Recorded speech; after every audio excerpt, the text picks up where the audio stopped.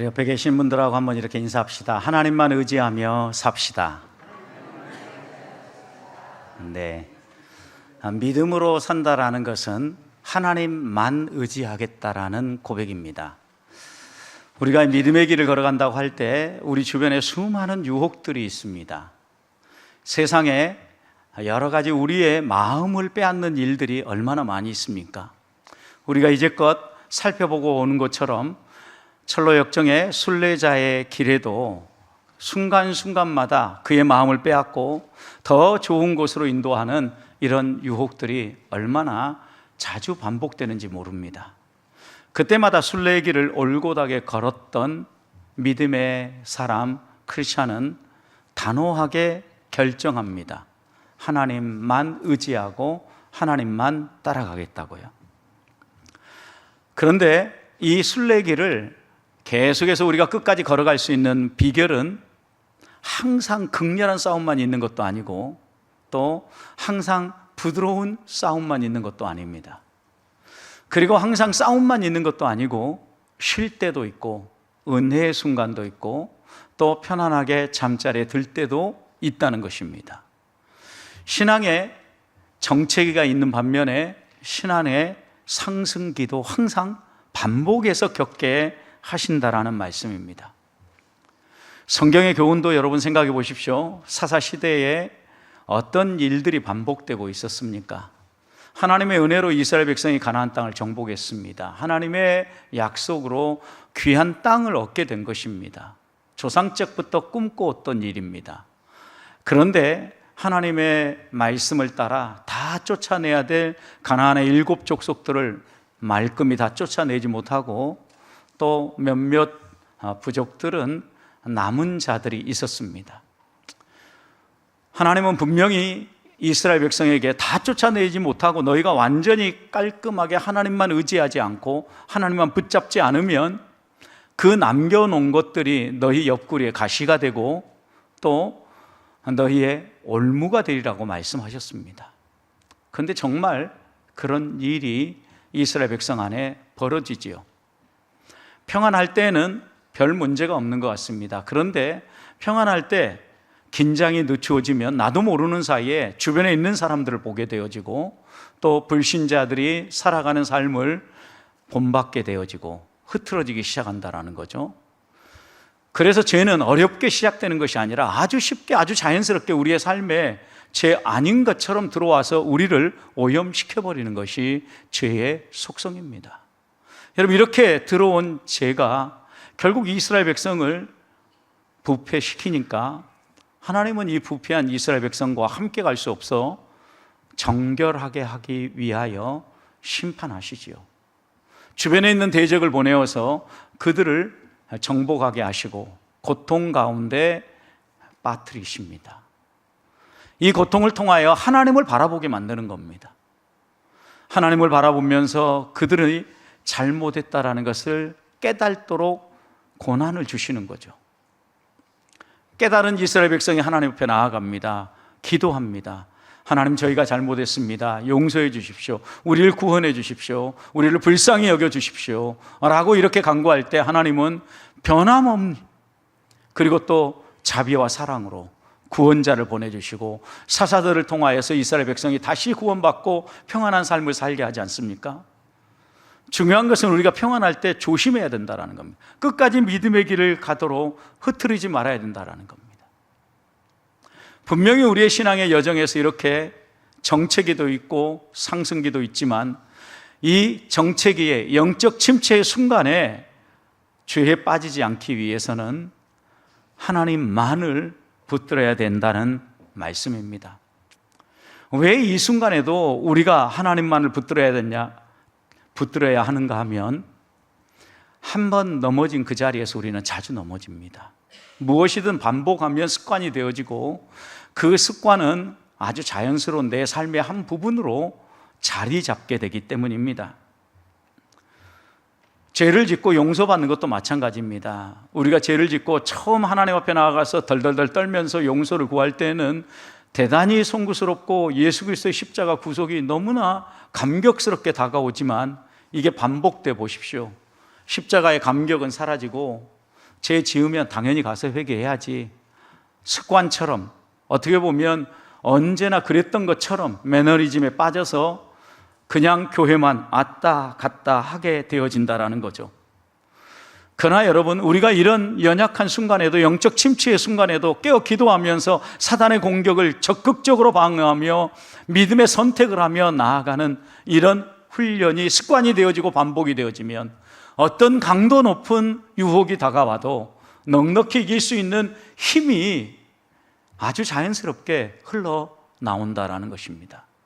그런 점에서 성도는 어떤 상황에서든지 하나님께 시선을 고정하는 법을 배워야 합니다. 반복이 있고 강약이 있다라는 것은 하나님이 우리를 사랑하신다라는 증거입니다. 하루가 반복되어지고 한 달이 반복되어지고 일주일이 반복되어지고 1년이 반복된다라는 것은 하나님이 우리를 사랑하신다라는 증거죠. 하루를 보십시오. 아침, 점심, 저녁입니다. 하나님이 이렇게 하루를 마무리하고 저녁에 잠자리에 들면 다시 하루 아침, 점심, 저녁을 지날 수 있도록 새 힘을 주십니다. 하루라는 시간의 리듬입니다. 또 여러분, 일주일도 한 주일 내내 일하면서 지치게 하지 않고 하나님은 하루를 따로 떼어가지고 하나님을 예배하며 쉬게 하십니다. 한 주라는 리듬 하나님이 허락하신 거죠. 또 한 달을 놓고 보면 월삭을 지키고 또 한 달에 특별한 시간들을 떼서 하나님 앞에 구별함으로 내가 한 달 한 달을 월말과 월초로 구분하면서 하루하루 지나갔다 감사하지 않습니까? 또 1년이라는 시간도 보십시오. 한 해가 시작되어지고 한 해가 마무리되는 그 과정 가운데 여러 절기들이 있지 않습니까? 하나님은 이스라엘 백성들에게 적어도 1년에 3번 나와서 예배하라고 얘기하죠. 6월절, 오순절, 장막절이에요. 6월절은 이스라엘 백성의 신년절입니다. 한 해가 시작되어지는 타임입니다. 그리고 오순절은 농사를 해서 첫 번째 수확을 거두는 맥추절에 해당됩니다. 그리고 장막절은 모든 농사를 마무리하고 다 거둬들인 다음에 하나님 앞에서 감사하며 예배하는 절기입니다. 이 세 절기를 보십시오. 이 세 절기가 모두가 다 그들의 삶과 연결되어지고 1년을 살아감에 있어서 시작도 하나님으로 시작하고, 농경사에서 가장 중요한 일이 무엇입니까? 씨앗을 뿌리고 수확을 하고 저장을 하는 거 아니겠습니까? 이 중요한 일정의 순간순간마다 하나님을 묵상하고 하나님을 예배하며 믿음의 길을 걸으라고 하나님은 이렇게 이스라엘 백성을 부르시고 초청하셨다라는 거죠.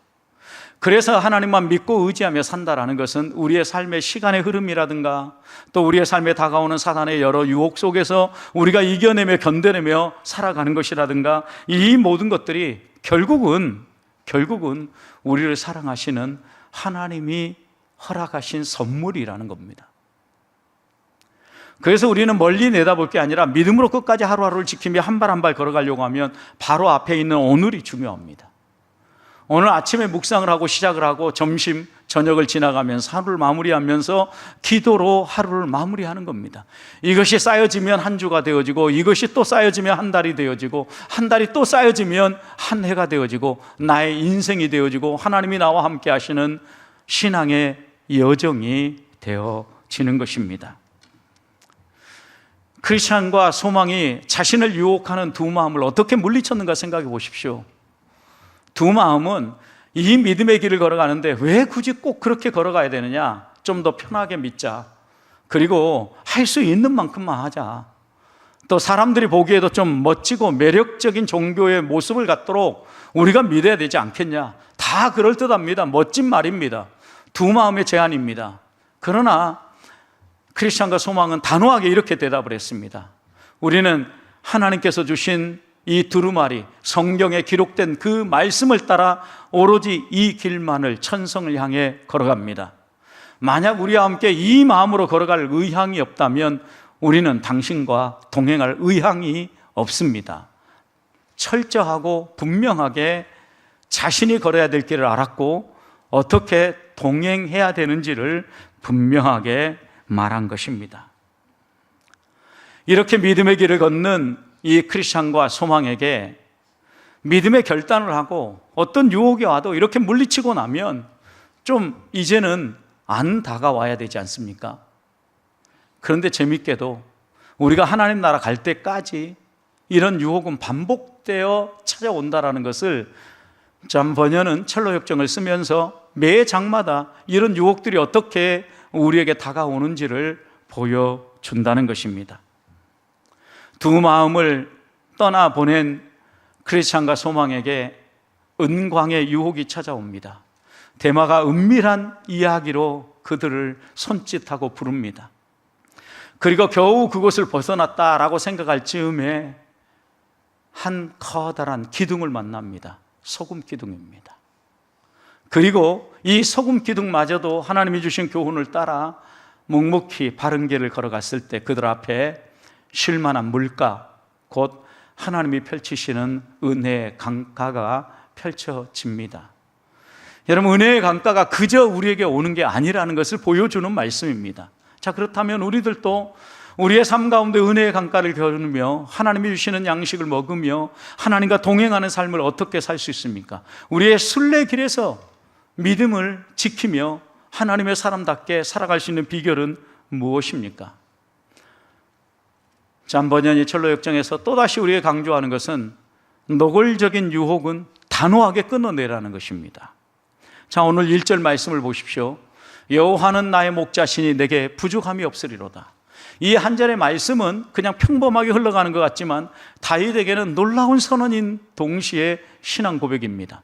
다윗이 목동으로 섬겼습니다. 들판에 무슨 큰 도움이 있겠습니까? 그러나 그가 양떼를 돌보면서 곰과 사자의 발톱들로부터 자기의 양떼를 지킬 수 있었던 것은 부족함 없이 채우시는 하나님의 은혜라는 걸 경험한 겁니다.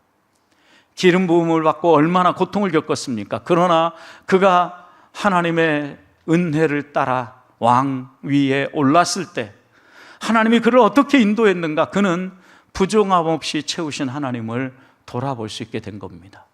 그래서 그는 하나님 앞에 이렇게 얘기합니다. 여호와는 나의 목자시니 내게 부족함이 없으리로다. 하나님이 그의 삶 가운데 주신 고난의 시간들을 생각하고 고민했다면 어떻게 내게 부족함이 없는 하나님이라고 이야기하겠습니까? 고난의 순간, 하나님 앞에 기도했는데 기도가 응답되지 않은 순간, 그리고 정말 죽을 고비를 넘기면서 아가 왕 앞에서 미친 척하면서 침을 질질 흘리면서 도망쳤을 그때를 생각해 보십시오. 하나님, 내가 이 지경이 되도록 나를 몰아세우십니까? 불평과 원망이 쏟아나왔을 것입니다. 그러나 다윗은 그렇게 하지 않습니다. 여호와는 나의 목자시니 내게 부족함이 없다라고 고백합니다. 이 말씀은 우리를 돌아보게 하는 말씀이기도 합니다. 우리는 얼마나 자주 하나님이 기도 응답에 조금만 늦게 응답하시고 또 내가 원하는 대로 이루어지지 않으면 불평하고 원망하지 않습니까? 또 신앙생활 하는데 내가 원하는 대로 내 주변에 있는 사람들이 나의 신앙에 다 맞춰주지 않으면 왠지 불편합니다. 내가 왜 이런 신앙생활을 해야 되는가? 여러 가지 하나님 앞에 원망들을 쏟아냅니다. 여러분, 그런데 그럴 때 하나님이 나와 동행하시고 나와 함께 하시는 손길들을 볼 수 있어야 다윗처럼 하나님은 내게 부족함이 없는 분이다 라고 고백할 수 있다는 말씀입니다. 크리스찬과 소망이 이제 두 마음을 뒤로하고 순례길을 계속 걷자 그 앞에 한 들녘이 펼쳐집니다. 정말 평안하고 좋은 들녘입니다. 그래서 이 길을 잠번연은 알락이라고 이름을 붙입니다. 영어로는 이지입니다. 쉽고 편한 길이라는 거죠. 하나님은 고난의 순간, 고난의 아픔 이런 것들만 주신 게 아니라 때때로 우리의 이 순례길에 정말 이렇게 안락하고 편안하게 걸을 수 있는 길도 주신다라는 겁니다. 그런데 잠번연은 이 길을 묘사하면서 아주 간략하게 묘사합니다. 그리고 그 길은 생각보다 빨리 쑥 지나가 버렸다라고. 여러분, 우리가 이 믿음의 길을 걸어가는데 고난의 길은 그렇게 빨리 좀 지나갔으면 좋겠는데 안 지나가요. 그런데 정말 이 길이 좋다, 이곳에 초막셋을 짓고 이곳에서 살았으면 좋겠다 하는 이 좋은 안락의 길은요 순식간에 지나가고요. 그리고 이 안락의 길이 마무리되고 나면요 항상 유혹거리가 다가오는데 이 안락의 길이 끝나는 그 끄트머리에 야트만 한 언덕이 나타납니다. 이 언덕의 이름은 돈입니다. 누크라. 이 영어의 표현은요, 단순히 돈을 의미하는 게 아니라 부정한 돈을 이야기하는 겁니다. 일반적으로 그냥 돈을 표현할 때는 머니 이렇게 표현하지만 여러분, 누크라라는 이 표현을 표현할 때에는요, 정말 부정한 돈을 이야기하는 거예요. 그런데 이 야트만 언덕, 돈이라는 이 야트만 언덕 은강에 수많은 순례자들이 기웃거려 보고 또 살펴도 보고 그 은강에 혹시 무언가 있을까 구경하며 지나간다라는 겁니다. 그런데 그 구경을 하다가 많은 사람들이 그 구덩이에, 그 갱도에 빠져들어간다는 이야기를 들었습니다. 왜냐하면 그 갱도 입구가 흙이 물러서 막 그것을 밟고 보다 보면 조금만 부주의하면 쑥 빠져들어가 버린다는 거죠. 여러분, 이렇게 우리를 유혹하는 이런 유혹이 단순히 존재만으로 유혹하는 게 아니라 그 은강 앞에 데마라는 점잖은 신사가 있었는데 이 사람 이렇게 유혹을 합니다. 여보게들 잠깐 멈춰서 쉬어, 잠깐 와보시오. 그리고 여러분들이 조금만 수고한다면 이 은강에 있는 보화를 캐내어 갈 수 있다고, 와서 좀 보고 가시오 라고 데마는 가던 순례자들을 계속해서 유혹하곤 했습니다. 여러분, 그런데 데마의 말을 우리가 한번 마음에 새겨볼 필요가 있습니다. 항상 사단이 우리를 유혹할 때 이렇게 유혹하기 때문입니다. 잠깐만 멈춰서 십시오. 조금만 수고하면 크게 돈 벌 수 있습니다. 이렇게 유혹한다라는 거예요. 여러분, 생각해 보십시오. 큰 돈은 어떻게 봅니까? 매우 수고해야 보는 겁니다. 잠깐 수고해가지고 큰 돈 본다라는 거, 일확천금을 노리는 거, 불량한 마음입니다. 그래서 우리는 이걸 뭐라 그러냐면 불한당들이라고 그러죠. 땀 흘리지 않고 노력하지 않고 누리려고 한다라는 거죠. 데마가 이렇게 유혹을 하면서 계속해서 이끌 때 잠깐 동안 소망은 흔들립니다. 같이 가볼까? 한번 가보자 라고 크리스찬에게 이야기를 하지요. 여러분, 그러나 크리스찬은 단호하게 선을 긋습니다. 왜요? 그 데마에 대한 이야기를 그 전에 들었거든요. 여러분, 실제로 신앙생활 하면서 보십시오. 우리들도 쉽게 돈 벌려고 하는 이런 세상의 유혹, 돈에 대한 유혹에 대해서 많이 들어왔지 않습니까? 죄를 지으라고 데마가 지금 유혹한 게 아닙니다. 순례길을 멈춰서라고 이야기한 게 아닙니다. 잠깐만 멈춰서 보십시오. 그리고 조금만 수고하면 크게 벌 수 있습니다. 여러분, 믿음 생활 잘 해라. 그런데 잠깐만 수고해라. 잠깐만 멈춰서라. 그러면 놀라운 일이 벌어진다. 그리고 너가 더 멋지게 신앙생활 할 수 있고 교회도 저 잘 섬길 수 있다. 이렇게 항상 유혹한다라는 거예요. 여러분, 그럴 때 우리는 소망처럼 때때로 쏠깃해서 발걸음이 움직여지기도 합니다. 그러나 발걸음이 띄어질 때 그때 크리스찬처럼 나는 안 가겠네,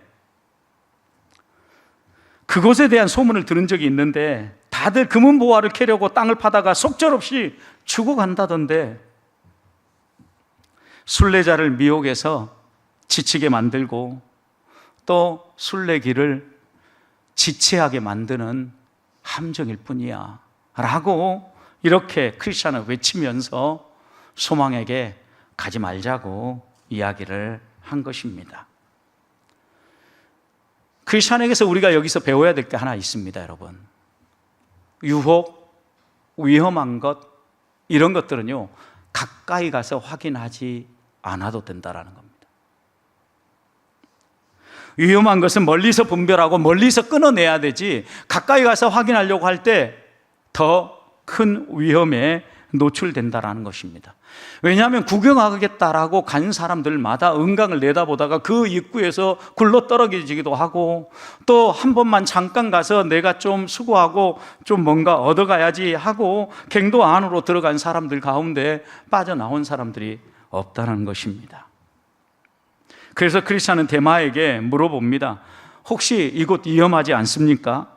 수많은 사람들이, 수많은 순례자들이 여기에서 발목을 잡혔다라고 이야기하던데 정말 그런 곳 아닙니까? 라고 묻자 대만은 이렇게 답을 합니다. 아주 부주의한 사람이 아니라고 하면 그렇게 위험하지 않습니다 라고 이야기하는 것이었습니다. 여러분, 그런데 말로만 사람이 대화하는 게 아니죠. 그때 크리스찬은 대마의 얼굴을 봤습니다. 근데 대마의 얼굴이 거짓말할 때 드러나는 것처럼 얼굴이 밝게 상기되고 있었습니다. 거짓말이라는 게 확인된 겁니다. 그러면서 크리스찬은 대마가 누구인가를 명확하게 다시 떠올리게 됩니다. 그의 증조부는 게하시고 그의 아버지는 유다라는 사실을 떠올립니다. 그리고 이 대마는 선조의 길을 따라 그대로 걷고 있는 사람이라는 것을 떠올리게 된 거죠. 여러분, 게하시가 누굽니까? 엘리사의 치료를 받고 떠나가던 나하만 장군의 은과 그 화려한 옷, 술에 가득히 실린 그 보물을 탐내어서 거짓말하고 그것을 얻고자 하다가 어떻게 되었습니까? 나병에 노출되지 않았습니까? 유다는 누굽니까? 누구보다도 주님의 신뢰를 받고 돈깨를 맞게 되었지만 결국 그는 돈을 사랑하는 마음을 끊어내지 못해서 은 30에 예수님을 팔아 넘긴 사람입니다. 바로 이렇게 돈의 유혹이 강력하게 우리에게 다가온다는 거죠. 대마와 같은 존재들이 수시로 우리를 유혹합니다. 여러분, 이럴 때 크리스찬은 분명하게 신앙의 노선을 보여준 것입니다. 돈을 사랑함이 일만하게 뿌리라는 걸 알았기 때문에 그는 소망에 이렇게 얘기합니다. 친구요, 한 발자국도 여기서 벗어나지 맙시다. 그리고 가던 길을 계속해서 갑시다 라고 제안하면서 이 순례길을 걸어갑니다. 여러분, 여기서 우리들이 노골적인 이 세상의 유혹이 다가올 때, 특별히 우리의 삶을 가장 강력하게 흔드는 돈의 유혹이 다가올 때 단호하게 물리칠 수 있어야 된다는 말씀입니다. 우리를 먹이시고 우리를 쉴만한 물가로 인도하시면서 이끄시는 하나님은 부족함이 없도록 채우시는 분이라는 겁니다. 하나님에 대한 이 믿음, 이 신뢰가 흔들리지 않아야 넘어지지 않고 실패하지 않고 시험에 빠지지 않는다라는 말씀입니다. 때때로 애매모호한 길을 만난다 할지라도 그 애매모호한 회색 지대에서조차도 하나님 한 분만을 붙잡읍시다. 말씀을 붙잡읍시다. 그러면 하늘의 지혜가 우리에게 주어지고 또 모든 유혹들을 명확하게 물리칠 수 있는 힘이 위에 계신 아버지께로부터 흘러내려오게 될 것입니다. 이 믿음으로 한 주간 승리하시기를 축복합니다. 두 번째, 우리는 하나님의 경고등을 잘 읽어내야 됩니다. 순례자가 은강의 유혹을 지나쳐 갈 때 뒤따라오던 두 마음 일행을 보게 됩니다. 그런데 가만히 보니까 이 대마가 뒤따라오던 이 두 마음과 그 일행에게도 똑같이 이야기하는 겁니다. 잠깐만 와서 보세요. 조금만 수고하면 많이 벌 수 있습니다. 이 말에 고민도 하지 않고 두 마음과 그 일행은 따라 들어가는 걸 보면서 그들의 신앙이 어떤 것인가를 다시 한번 마음에 떠올립니다. 그리고 이 두 마음과 그 세 친구 일행은 순례길에서 크리스찬과 두 번 다시 만나지 못합니다. 그때 크리스찬은 이렇게 노래합니다. 두 마음과 은강의 대마는 한 뜻 한 생각, 저편에서 부르니 이쪽도 냉큼 달려가네.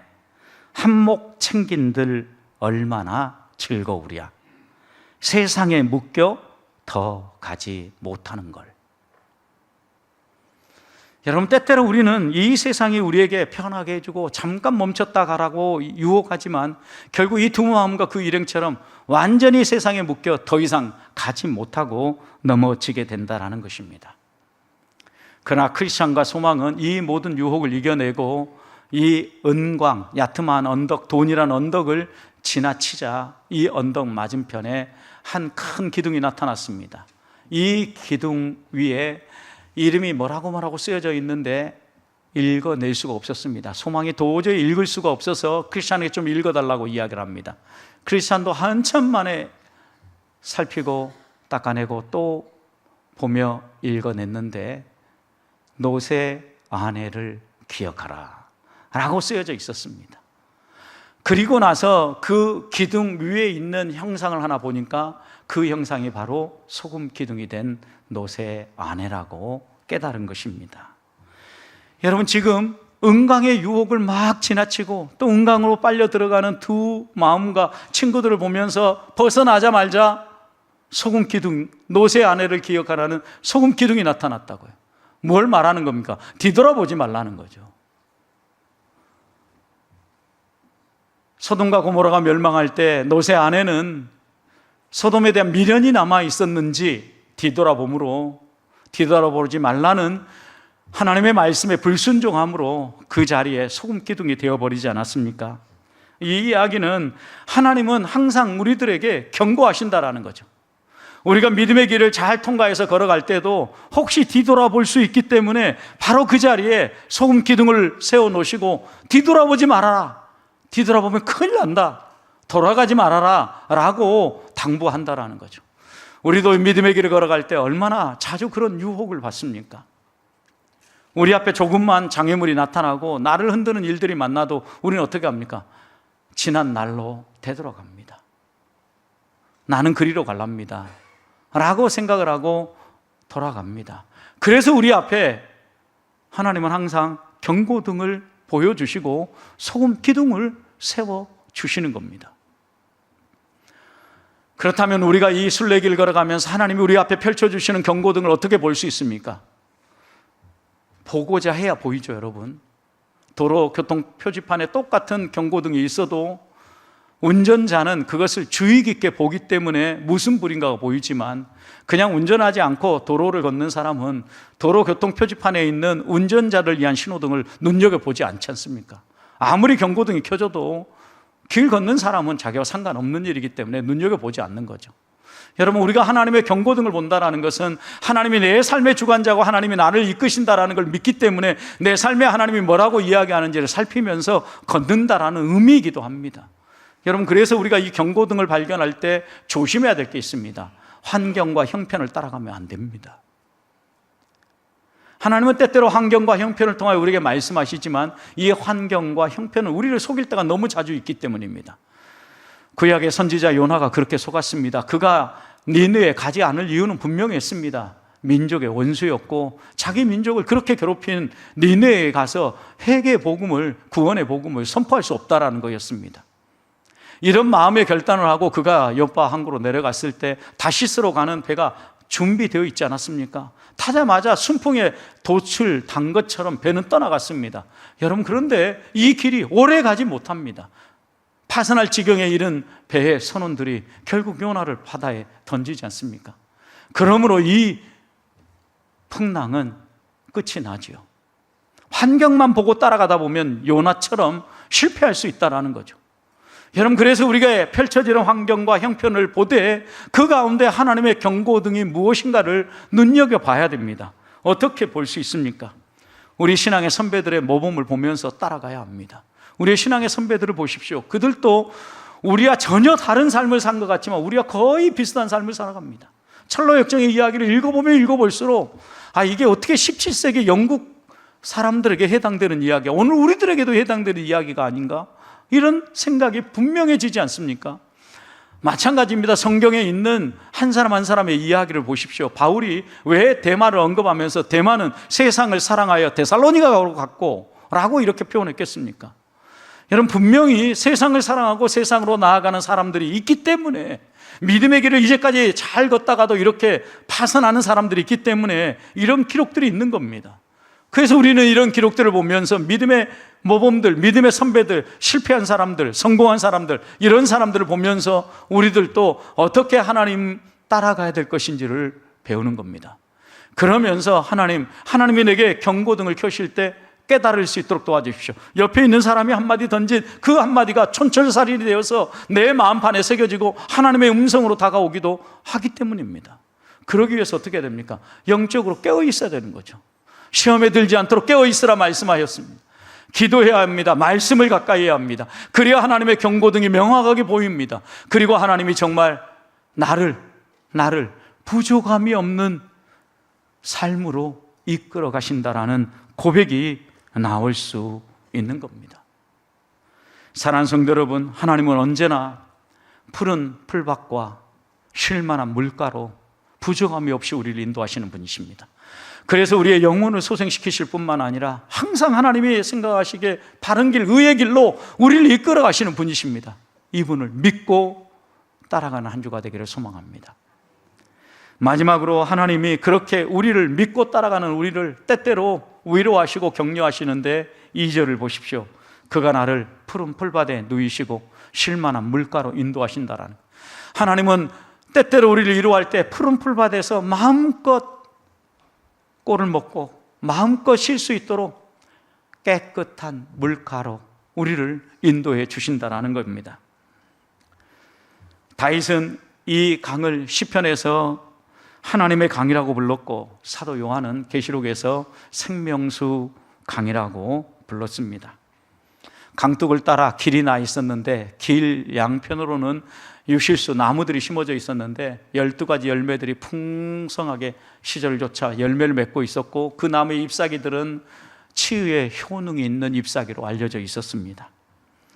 그리스도가 소망이 그 나무의 열매를 따먹고 기운을 차렸고 그 이파리를 씹자 이제까지 끈질기게 괴롭히던 병들이 떠나가는 경험을 했다라고 전 번연은 기록합니다. 또 강이 너무나 쾌적하고 안전해서 그 두 순례자는 팔을 펴고 그냥 편안하게 풀밭에 누워서 아무 걱정 없이 코를 골면서 잠을 잡니다. 그런데 몇 날 며칠이 지나도록 그곳에서 잠을 잡니다. 눈을 뜨면 물을 떠먹고 열매 따먹고 이러면서 몇 날 며칠을 이렇게 편안하게 그곳에서 보냅니다. 하나님이 순례의 여정에서 지쳐있는 이들을 푸른 풀밭과 쉴만한 물가로 인도해 주신 것입니다. 잠번연이 이 강을 어떤 강이라고 부릅니까? 하나님의 강, 생수의 강이라고 부릅니다. 여러분, 하나님과 하나님의 강, 생수의 강이 어디에서 흘러나옵니까?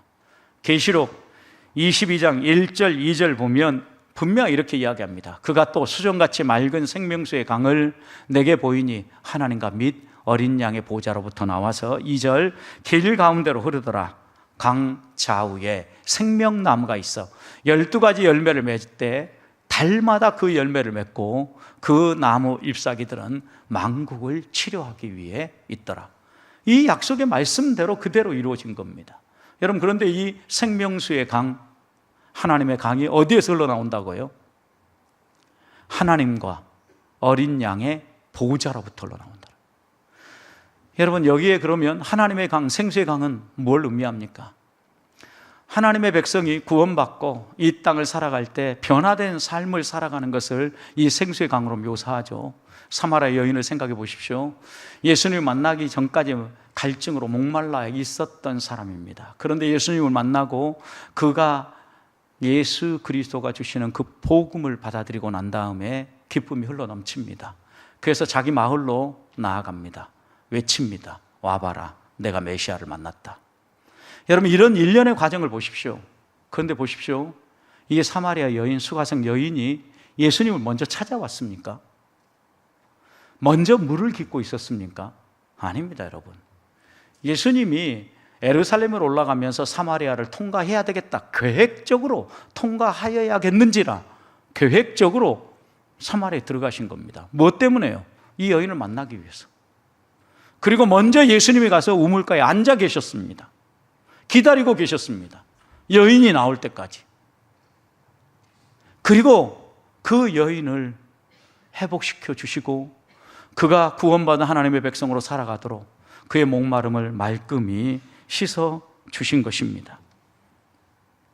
이 여인과 대화할 때 예수님이 뭐라고 대화를 하십니까?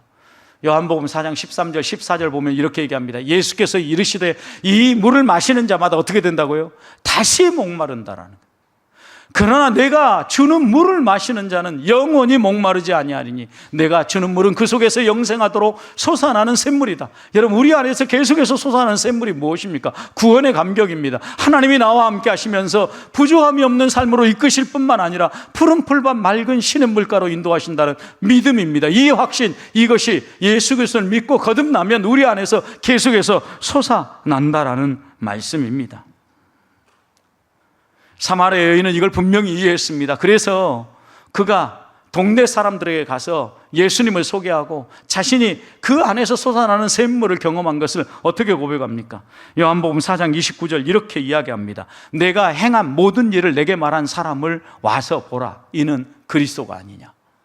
여러분, 그가 거듭나고 그 안에 흘러넘치는 생수의 강을 맛보게 된 것은요, 예수님을 만났는데 예수님을 어떻게 소개합니까? 분명히 이렇게 얘기합니다. 내가 행한 모든 일을 내게 말한 그를 와서 봐라 그랬어요. 뭘 얘기한 겁니까? 이분이 내 삶을 꿰뚫어 보고 있다는 것을 인정한 겁니다. 언제 만나 대화한 적도 없는데 자신에게 5번이나 결혼에 실패하고 새로운 관계에 목말라 한다는 사실을 들추어낼 뿐만 아니라 자기의 숨겨진 부분까지 하나하나 다 알고 있는 이 예수님과의 대화를 통하여서 내가 행한 이 일을 내게 말한 이 곧 그리스도, 메시아, 예수 그리스도를 보라는 거죠. 하나님의 아들이라는 거예요. 여러분, 우리가 하나님을 온전히 믿고 의지하는 것은 우리와 똑같은, 우리보다 좀 더 나은 어떤 인간적 선생을 따라가는 게 아닙니다. 이 우주 만물을 창조하신 하나님의 아들 예수 그리스도를 믿고 따라가는 겁니다. 내가 말하지 않아도 내가 행한 것을 다 알고 내게 다시 이야기해 줄 수 있는 그런 하나님입니다. 사마리아 여인은 이 예수님을 만났기 때문에 그 안에서 이 예수님을 붙잡고자 하는 마음이 생겼습니다. 영원히 목마르지 않은 이 샘물을 마시고자 한 겁니다. 결국 그는 이 예수 그리스도를 자랑하며 평생을 살았을 것입니다. 사랑하는 성도 여러분, 우리도 하나님 앞에서 이런 생수의 강을 맛보면서 살아갑니다. 순례길에서 아직 순례길이 끝나지도 않았는데 저 하나님 나라에서나 맛볼 만한 생수의 강을 하나님은 미리 맛보여 주십니다. 이유가 무엇입니까? 이 순례길에 지치지 말라는 거죠. 하나님은 살아계시다라는 것이죠. 하나님은 너희가 믿고 있는 대로 거짓말하지 아니하시고 부족함 없이 쉴만한 물가와 그 다음 푸른 풀밭으로 인도하는 분이라는 것을 경험하도록 순례길 중간에 미리 생수의 강을 맛보여 주시는 겁니다. 우리도 여기에 오기까지 하나님이 얼마나 우리를 사랑하시고 우리를 만져주신 삶의 경험들이 있습니까? 우리는 이 믿음의 경험들을 가지고 순례길을 걸어가는 사람입니다. 그렇다면 하나님이 우리와 함께 하시고 하나님이 우리를 위해서 놀랍게 행하시는 이 놀라운 은혜의 복은 길 밖에 있지 않습니다. 순례의 길 밖에 있지 않습니다. 그런데 세상은 길에서 벗어나서 은강으로 오고 또 길에서 벗어나서 우회해서 다른 곳에서 누리라고 이야기를 합니다. 제발 속지 맙시다. 순례길을 걸으면서 우리는 길 위에서 하나님을 만납니다. 길 위에서 그 여정에서 예수 그리스도를 붙잡습니다. 그 여정 위에서 부족함이 없는 하나님을 경험하고 그 여정 위에서 쉴만한 물가로 인도하시는 하나님을 경험하는 것입니다. 오늘도 한 주간 우리 앞에 펼쳐지는 삶을 내려놓고 변함없이 우리를 쉴만한 물가로 부족함이 없이 이끄시는 하나님을 바라보면서 분명하게 두드러지게 유혹하는 이 세상의 유혹, 특별히 돈의 유혹은 단호하게 물리치고 끝까지 말씀 붙잡고 흔들리지 않고 좌우로 치우치지 않고 믿음의 여정을 걸음으로 그 길 위에서 하나님을 경험하고 은혜를 맛보는 우리 보배의 성도들이 되시기를 주님의 이름으로 축복합니다.